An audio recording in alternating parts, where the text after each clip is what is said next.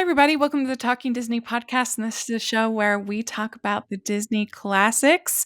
And we're excited today to get back to talking about a movie. And we are going to be talking about Who Framed Roger Rabbit. It's going to be super fun. I'm film critic Rachel Wagner. Stanford is here. Hey, how's it going?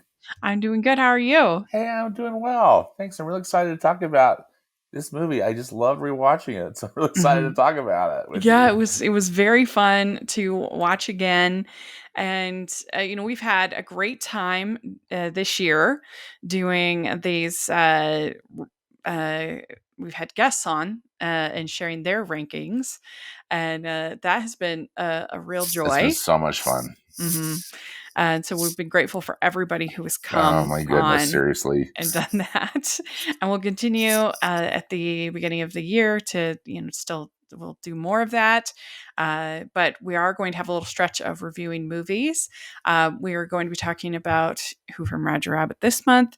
We're going to talk about the new Chip and Dale movie next month, and then we will be talking about the new canon film Strange World, and so that's going to be really fun, and so something to look forward to. Yeah, so we have some movies that we're going to be talking about the next couple of months, but today we're talking about Who Framed Roger Rabbit, and so let's dive in to this Excellent. movie. I didn't realize until doing research for this episode that this was actually based on a book. Yeah, isn't that interesting? And I've never read the book. I think I'd like to actually just to check it out. But I remember seeing that in the very first time I saw this film. With the credits, it's like, oh my goodness, this is based on a book. Yeah. Yeah. So that must have been a hard book to. I wonder how close it is. It's a mystery novel written by Gary K. Wolfe in 1981, and so I wonder how much of the the tunes are in the book, because you wouldn't. It'd be hard to get the rights and everything. Yeah. I've wondered that too. How close how close the movie follows the book too. Yeah. If it's still got this kind of the same premise, or hmm uh, does it feel like kind of this gritty LA crime novel, kind of like a Raymond Chandler sort of thing, uh, or what? hmm Yeah. So I'm with you. I'm a little extra curious now though what the book is like. Yeah. So this was released on Touchstone, and at the time, it was the most expensive animated film greenlit at 30 million, which would be the equivalent of 82 million today, which would be actually a small budget Yeah. for certainly for Disney. 82 million. You do see those kind of budgets for Illumination, which is part of what makes them so good at what they do as far as managing their studio. But usually not that low for a Disney or Pixar film, Right. which I thought was interesting that at the time Interesting. it was Yeah. the most Yeah. expensive, even more so than Sleeping Beauty, evidently, or Wow. Black Cauldron, which seems interesting because, both I those know, lost so right? much money. Yeah. That is, hmm fascinating, really. And what is interesting too is that so Spielberg had a deal where he got a lot of creative control. Of course, there's director Robert Zemeckis, but he got also a large percentage of the profit. But he was the only reason the movie actually got made, because it was him, because of his connections, that convinced WB, Fleischer, all the other studios to lend the characters over to the movie. So without Spielberg, the movie wouldn't have happened. Wouldn't have had, yeah. And Rachel, I wondered too about like where the rights currently are. It seemed to me that for years there were rumors floating around that there was going to be a sequel, Mm-hmm. and also I don't know if it's based on another book. And in Roger Rabbit, they built a Roger Rabbit ride Mm-hmm. in Disneyland, but you just don't really see much of Roger Rabbit anymore, Uh, according to, of course, just the Wikipedia, but the Disney kept the merchandising rights for Roger and the other the new characters, I think. Yeah. And but they they had to get approval and everything like that on the final edit for uh for like the Mickey Mouse and Bugs Bunny scene, the Daffy and Daffy and Donald Duck scene, Donald which is scene. just spectacular. Yeah. Yeah, and it's interesting because Spielberg would go on to do Ready Player One years later, who would also have to get the rights to a lot of stuff for that movie. And I've heard though that the struggle with that movie is that a lot of the stuff in the book is actually Spielberg stuff, and this is just what I've heard, is that he was hesitant to use his own iconography within his own movie. So Oh, he actually might interesting. not have been the right person to direct that movie because he was hesitant, to put in ET and put in, some other stuff that was in the book. But I don't know, it's just kind of interesting that he was involved with two of these kind of mashup sort of movies. That is interesting, isn't it? All Hmm. these years later. Well, and again, watching the end credits, I noticed Frank Marshall has the Mm-hmm. credit, Kathleen Kennedy, Steven Spielberg's longtime producers Yeah. were involved with this, but also, Don Hahn has a production credit Oh yeah. too, Yeah. and on this film, I think it was one of his first, if not his first film for Disney. And anyway, I thought Yeah. that was interesting too, to be reminded of that. Yeah, and they also said on Wikipedia that I guess Terry Gilliam was offered the chance to direct the movie and that he turned it down because he thought it would be too technically challenging, which is interesting because his movies are usually pretty ambitious as far as the technicals. Yeah, Time Bandits and Brazil and things like that. It's not like he makes uh basic movies. exactly. His So I think movies I was are ambitious and super artistic, and Yeah, he yeah, said, pure laziness on my part. He later admitted, I completely regret that decision. interesting. Well, Yeah. and I'm sure. I mean, and imagine what the film would have been like had he directed it. I mean, it could have been Uh-huh. similar, but I thought that this movie just plays so much to Robert Zemeckis' strengths. And can we Yeah. talk about Robert Zemeckis' rage? Holy Yes. Well, smokes! it was comforting to watch this and be reminded of good Robert Zemeckis because Yes, uh, I rarely go negative on my channel. That's not who I am. But and I think when I do it, I feel very strongly about it because I don't do it all the time. yeah. And but that Pinocchio movie broke me. I thought that Oh, movie was it's one. horrible. I thought it was one of the worst movies Disney has ever made. Yeah, It was absolutely terrible. it's terrible. Yeah, and I'm with you. And how I'm doing this 20th Century Fox Hmm. movie watching project. Just a few days ago, I watched another Robert Zemeckis film. One of his early ones is *Romancing the Stone*, Oh, so fun. which is a delight. I Yeah. mean, that movie is just a blast, and so just great direction and great performances, and I that's the mean, you Robert think Zemeckis I long for. Yeah, I you do know? too. I mean, he had such a run. Movies like Death Becomes Her, and then from Roger Rabbit, Back to the Future movies, even going into like Forrest Gump and Castaway. And Yeah, uh, you used so to good. look forward to a Robert Zemeckis movie, and now that's over. It's which is a real bummer because this Pinocchio is horrible. We've talked about this too. But, I really hate the Polar Hmm. Express. And then I know we differ a little bit, but that Christmas, Yeah, I hate that Christmas Carol so much. Yeah, I like But both of those, but I understand their yeah, flaws. But they're certainly mixed at best. That they aren't the home runs that he had for so long. right. And Yeah. this one is just tremendous. Just again, Mhm. it just knocks my socks off every time I see it. Both from Mhm. the incredible practical effects that he used, that got used, and just the beautiful animation.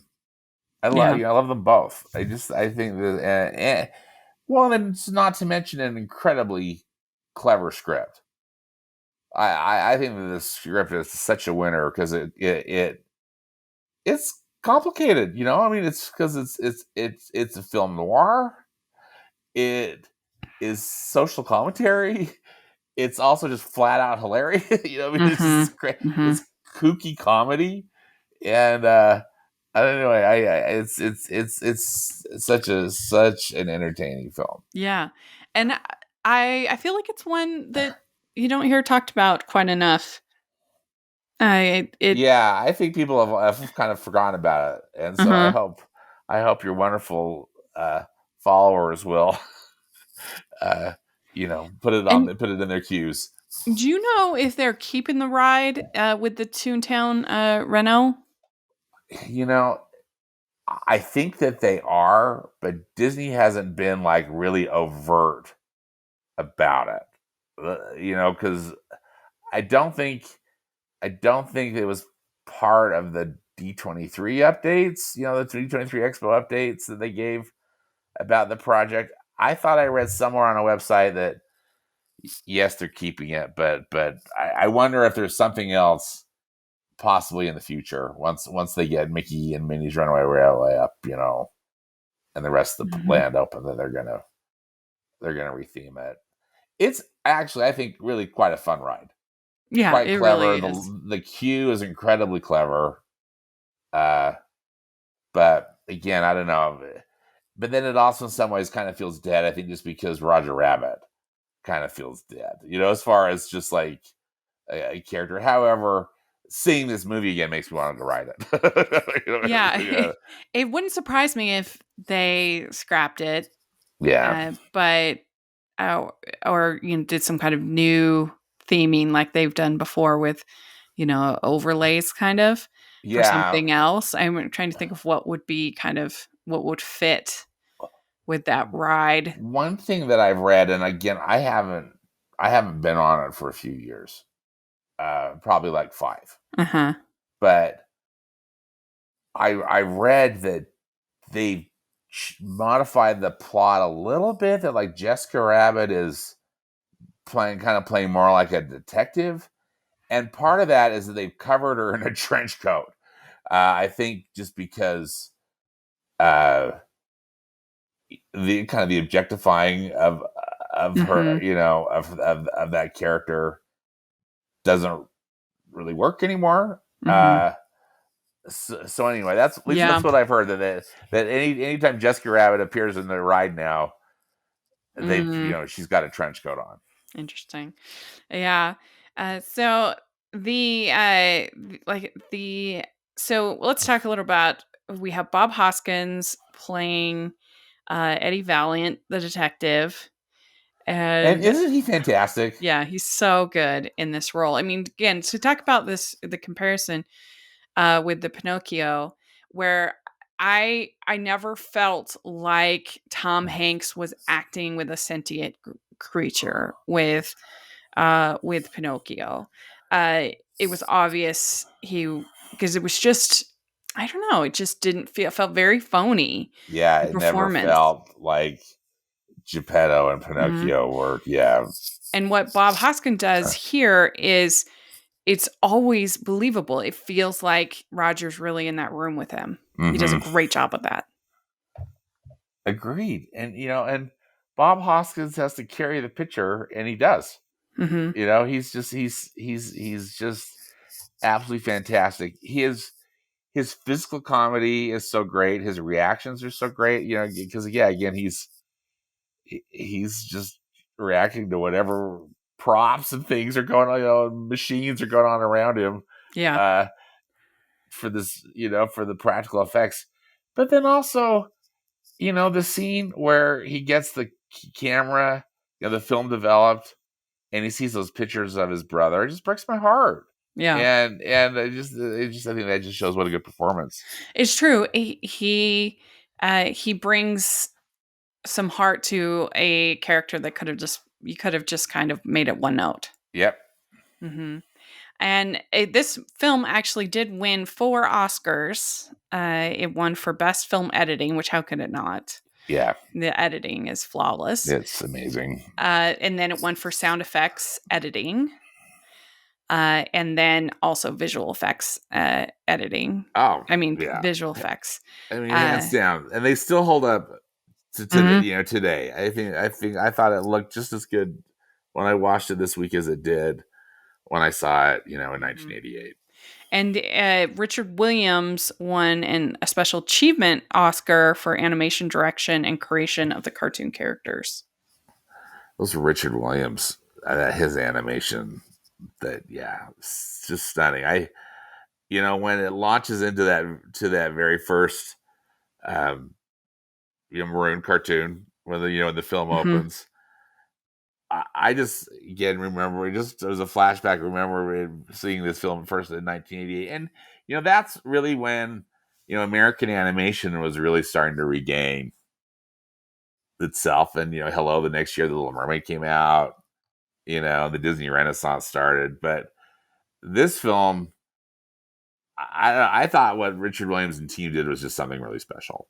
Hmm. Given the depth of the animation, and just like the reflections off the kitchen floor, and just the great character design and the incredible physical comedy, and the way that kind of the quote unquote camera moves around that space. I just can't get enough of it. I almost want to rewind it and watch that first Hmm. sequence again, uh, after Yeah, it's called Roger blows it. something cookin' is the short. Yeah, yeah, And it definitely set up like a Looney Tunes short, which hmm is just so much fun, so much yeah. energy. We love, Looney Tunes. We've talked about many times Oh yeah, on love it. the podcast.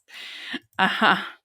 And so it's the first animation that you see in the movie is you see the cast of Fantasia and Dumbo outside, which is so much fun. So funny. Yeah, And Eddie says, "I don't work for Tunes." And the Tunes killed his brother, dropped a piano on his head on his head, and so again, you kind of start with it being sort of silly, but also there's this darker undertone to hmm the character and to the movie. yeah. And some people were saying when I was asking on Twitter, like that this movie really scared them. It definitely Oh, has some moments. you know, Doctor Doom or Hmm. Judge Doom. I mean, he's so scary and so creepy because of course we find out what he really is, but the way that they use the makeup on Christopher Lloyd and the teeth and everything, plus just how menacing he is with the dip. I mean, Yeah. I think it'd be really scary for kids for sure. And one thing I appreciate just as a new, just as a one thing I appreciate as a current animation fan is the whole sort of message of, I think it rings more true almost now, the idea of people trying to destroy animation and the dip and everything like that. And animation being under attack uh, Yeah, and by Disney most of the time. I know, right? Yeah, which is so frustrating. It's so interesting. It's so weird. Yeah, uh, but this then you get the early on you get the scene of Donald and Daffy having their piano duel, and that whole that scene scene. is amazing. It is, again, that flawless editing that you mentioned, and how funny that is, just with all this, because there's a lot going on in that scene. You know, Yeah. Eddie Valiant is in there talking to uh, Marvin Acme, and so kind of Yeah. in And Betty the Boop is setting of there. that. Yeah. Are you a fan of Rachel's reviews? Do you look forward to Family Movie Night, Female Film Critics panels, or the Talking Disney podcast? If so, please consider supporting the podcast by becoming a Patreon. As a patron, you get to access monthly events such as the watch-alongs and Q&As, where you get to talk to stars and find out the behind the scenes of the movie making industry. And you can pick what I review for Family Movie Night or even become a guest on the podcast. Podcasts and YouTube channels are expensive, and I really, really could use your help. I would so appreciate it. You also get to be a member of the Facebook group where we talk about all the films that we're seeing, and we have so much fun. Go to patreon.com/hallmarkies and select one of the Rachel's fan tiers. That's patreon.com/hallmarkies. And so it's fun to see Betty Boop and Yeah, and Betty Boop's in there. Well, and I love it. I just love the whole thing about that club. That kind of speakeasy, and and the password is Walt sent me. I love that well, big and gorilla. according to my research, Warner Brothers expressed displeasure at the animators using the Daffy design by Bob Clampett and demanded they use the design by Chuck Jones. In response to this, Zemeckis had separate artists animate Daffy using Jones's design to satisfy Warner Brothers, and then used Clampett's design in the final film. Oh, interesting. Okay, because you just wonder how they. I was wondering how they picked like which style ultimately to use. I think the one the Clampett style was probably a better Mm-hmm. Well, it choice, fits a little and bit more, I think, with where they were going with Donald. And I guess Warner yes. Brothers, they were insistent that Daffy Duck appear as equally talented of a pianist in the scene. Oh, So, I mean, balancing all of these things must have been a nightmare. I think so too. And one thing, in defense of Robert Zemeckis' choice too, given that the film was set in 1947, those Chuck Yeah, that's true. Jones designs didn't get used until later, if I'm not mistaken. Yeah. So I thought it really worked for Daffy, for Bugs, for Porky Pig. I mean, for everybody. To even though as much as I adore the Chuck Jones designs, I thought it was a good Yeah, call. I mean, I wish I got even more of these character mashups. Yeah, But given you hear about these things that were happening behind the scenes, that I guess we should feel grateful that we get what we get. we got what we get exactly. Well, and those sequences, Rach, when they, particularly in the kind of in the third act when Eddie goes to Two Town finally, there is so much going on. I think it's like one of those you could put it on pause and then count the bazillion different references of things that they have mashed in there. Uh, Mhm. so, but I'm with you. I feel very grateful that we got what we got. I love that scene where Mickey Mouse and Bugs Bunny are on screen at the same time. That I thought was really Oh, clever and a perfect way to do it. So each of those characters could be who they are. hmm. You know, Yeah. at least that's how I view it. Mhm. What's your take? With Mickey and Bugs. Yeah, Oh, yeah. I mean, that is just a dream for any animation fan. yeah, Dream. Uh, but like I said, I wish I could get even more. I would have loved to have had another scene with the two of them. yeah. But I would have too. yeah, but you're But grateful sorry, I'm for what jumping around all over. I love the back in the scene where we were the dueling pianos are going on. That also the Mary Poppins penguins are the waiters Yes. in the club. Mm-hmm. Yeah. That's so great. It's really fun. Yeah. And Jessica Rabbit, she performs and she's of course very sexy. Now, the thing about it is that I guess I don't really find it objectifying because she's has full sort of ownership of what she's doing. She's not like being forced into it. There's no sense of like, I don't know. It's I guess I can understand where like, and it feels more in it more at home in this story, in this crime noir story, than say the mouse stripping scene in Great Mouse Detective, which just feels so weird. Why is that in there? Uh, Good point. you know. Yeah. So I'm not offended by it.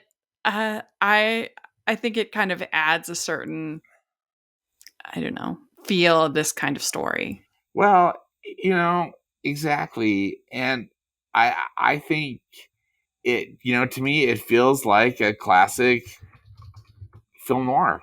And they're at a club or something, and Yeah. there's this sultry singer, and of course it's incredibly exaggerated, you know, but still though, I think that the way Zemeckis' key camera moves through that scene is fantastic, and really captures the mood.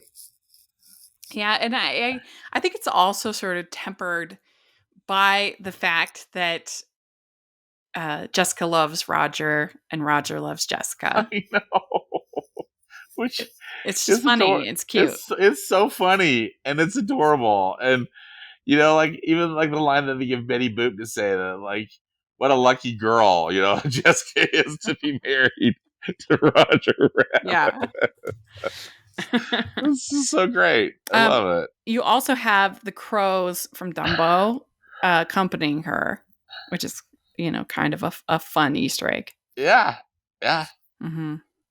And so then there's a whole scene where uh, where Eddie is talking to Roger and says that Jessica is playing patty cake with Mr. Acme, Oh, and of course you think that the double entendre, but then she has the pictures and it's literally her it's playing patty literally patty cake, which cake. is funny. It's just again a great gag, Hmm.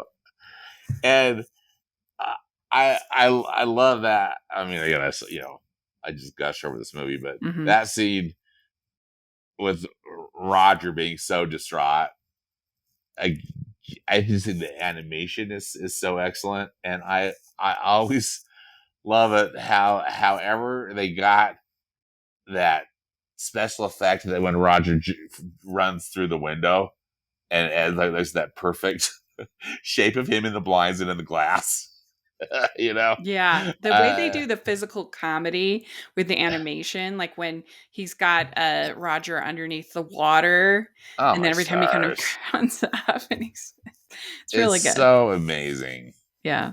Clearly, again, just playing to Robert Zemeckis' strengths, I think, because just of his technical expertise, but just how it was so perfectly brought in with the anime. Just everything Hmm. worked. Yeah. Nothing stands out as just being hokey or dumb or weird to me. Hmm.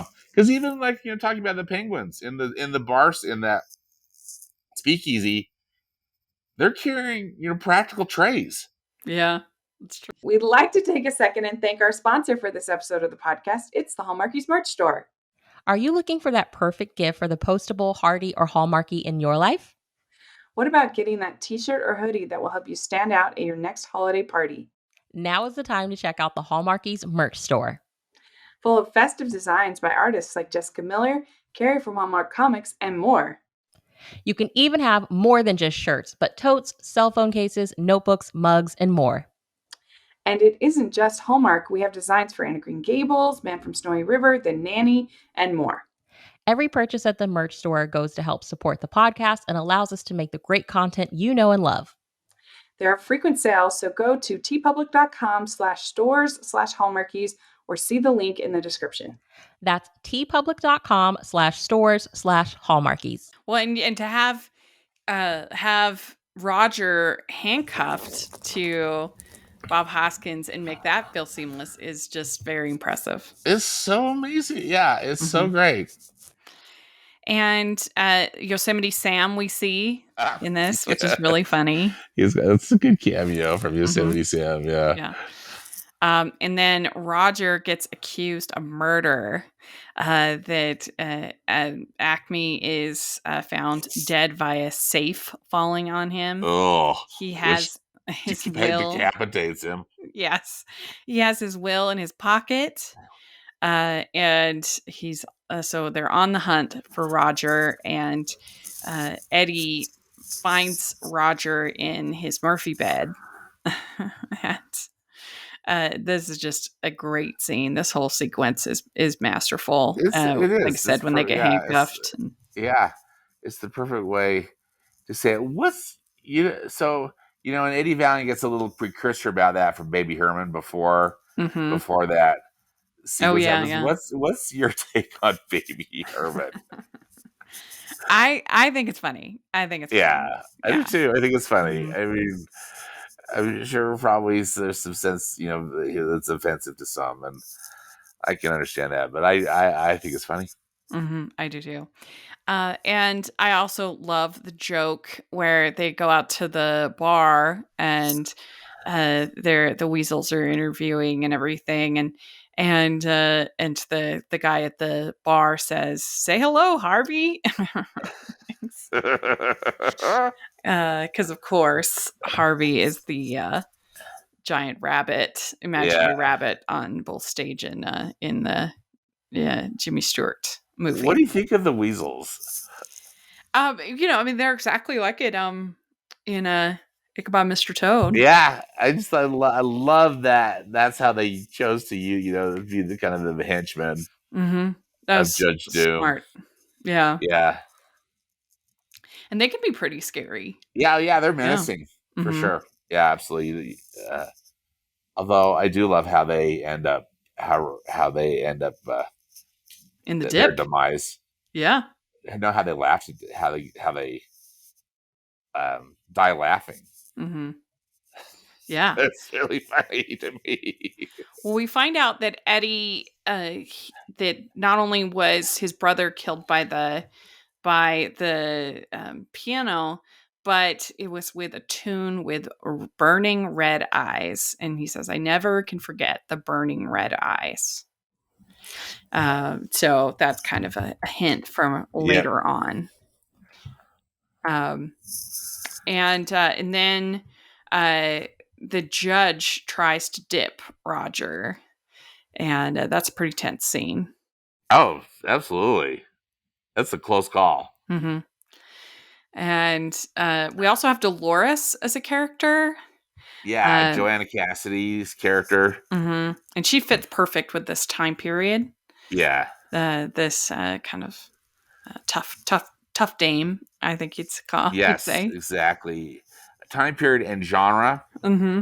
I think she really aces it. Yeah, and he tells her, Eddie says, "Dolores, find yourself a good man," and she says, "But I already have a good man." So that was cute. Yeah, that's cute. One quick thing about Joanna Cassidy too, she delivers that line near the first of the movie where you find out what happens to Eddie's brother, and it's how she says it, just this perfect delivery about he got a piano dropped on his head, Mm-hmm. and it's one of those things where it's sad and funny It's just at Deborah's once style. It's very because stylish. she is so I think she just her delivery of that is so perfect. I really like her performance in this film. So Maroon tells Eddie that he blackmailed Acme into selling his company so he could sell the studio, and then he admits he only did so out of fear for the safety of the tunes. So we find out more into what was going on. Yep. That Acme was being blackmailed, and we also this is when we get the scene with Mickey and Bugs. But it starts out with Tweety Bird because Eddie is hanging, and Tweety Bird Which is such a great cameo for Tweety Bird. takes each of his fingers off and makes him fall. And then our scene with Mickey and Bugs, they're falling, and Bugs gives him what he thinks is a parachute, but it's just a inflatable tire. But luckily, he gets caught before falling to the ground, so it all works out. Now, I meant to check, Rachel. I think that character who catches Eddie is Nina Hyena, Uh huh. and to me, her voice sounded like June Foray. Oh, I wouldn't be surprised. I forgot to Yeah, write that down. I wouldn't be surprised either, because hello, the queen of voices. Yeah, legend. Yeah, yeah, Lena Hyena, June Foray. She also voices Wheezy, and I'm not sure which character was Wheezy, but Mm. that doesn't mean anything. But Yeah, I for mean, sure, this just Lena had Hyena. so many iconic voice actors, of course. June Foray, Russi Taylor, Pat Bertram, Jim Cummings. Yeah. So that's just so cool. Mel Blanc. Yep. Yeah. So the judge wants to destroy all of Toontown with dip because he wants to put in a freeway through Toontown. And so that is his dastardly plan. And then Roger gets hit by a ton of bricks. And see that was pretty funny. That's funny. And he finally was able to, generate the stars again, right? Which is where we opened the film, where he couldn't. Oh yeah. Yeah. And Jessica says, "I've loved you more than any woman has ever loved a rabbit." That's so Which clever. is so cute. And So, I think, like I said, I think that their relationship keeps it from being too much. I don't know. It tempers it down to it me. works. Yeah, Mhm. I'm with you. It keeps it cute and light, Mhm. amidst kind of some this real menacing stuff happening. Mhm. Yeah, because you remember when we watched when we were doing the 1989 ranking, we watched that movie. I can't think of the name, but about um the burlesque singer. Oh yeah, was Yeah, it Blaze Blaze. Yeah, with and Paul Newman? like yeah, and that didn't really work because she wasn't very empowered in her choices. Yeah, Especially when she started it, I thought it was so weird that she didn't. She thought she was just going there to sing, and then she ends up in this doing this dance. And I don't know, I just thought it was, you're supposed to feel empowered for this person who didn't really choose this life, whereas somebody like Jessica, I think it's not as much of a problem because this is from all we know, at least it's her choice, and she's empowered, and this is her dance, and this is her performance, and and so I don't think, I think inherently, I guess inherently sexy characters and inherently sexy performances aren't necessarily demeaning, yeah, for me at least.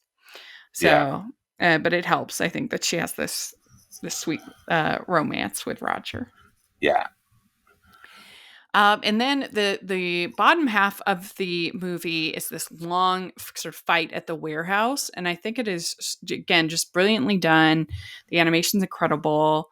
Jessica and Roger get really close to getting dipped, and that definitely, there's some tension, and like you said, with when the weasels get dipped, that can be pretty intense. Yeah. And then when the judge gets steamrolled and you see him get flattened out, that's a very effective, I think, Oh scene. yeah. You get great practical effects.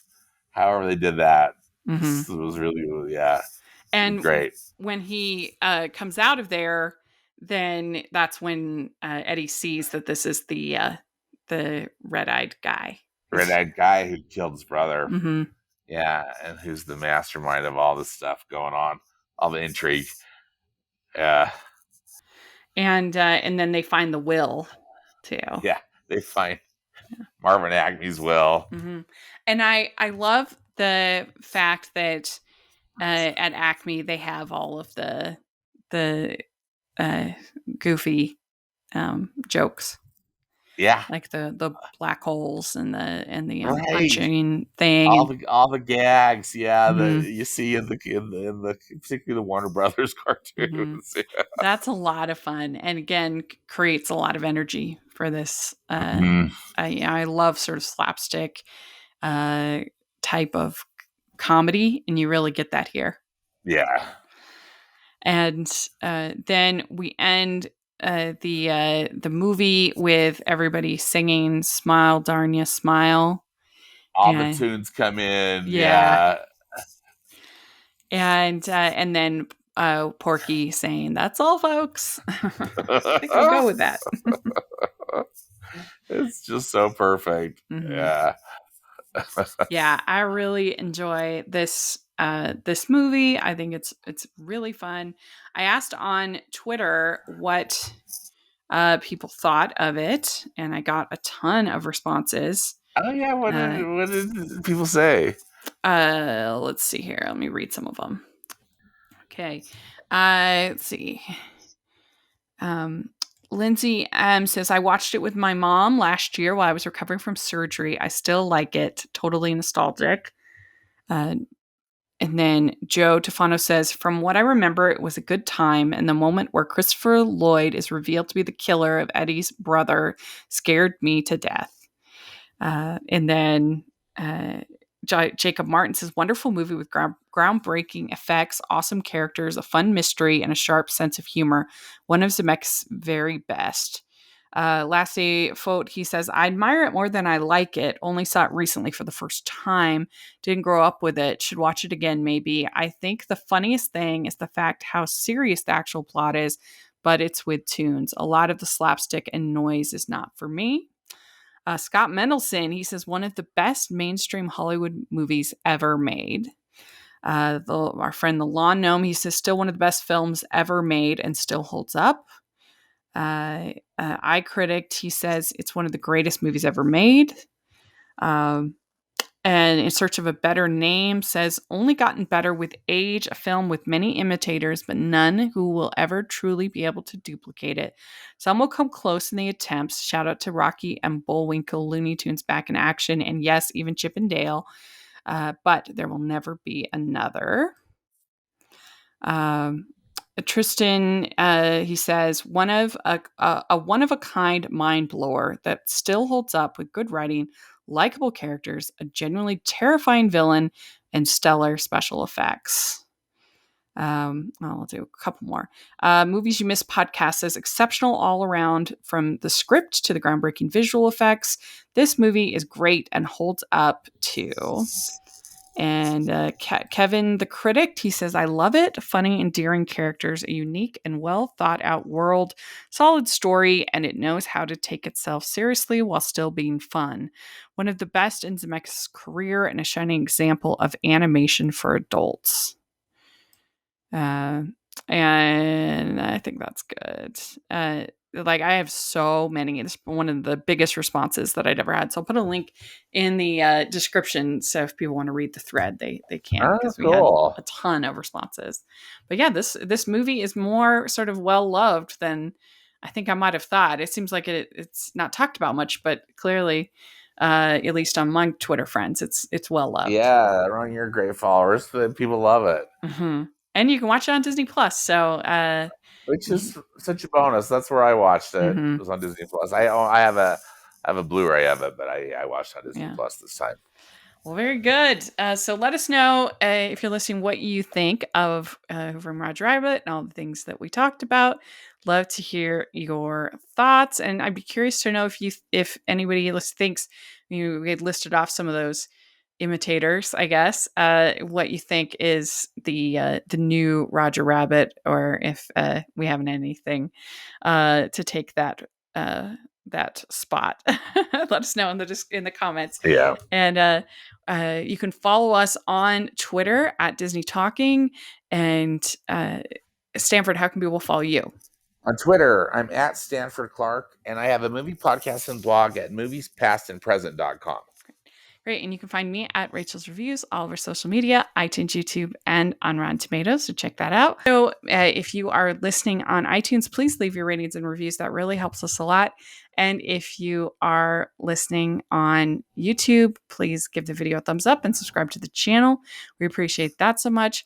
We also have our Patreon group and merch store. We have #Animation Junkie shirts. So please take a look at that. And thanks so much, everybody. We'll talk to you later. Bye. Hey, bye.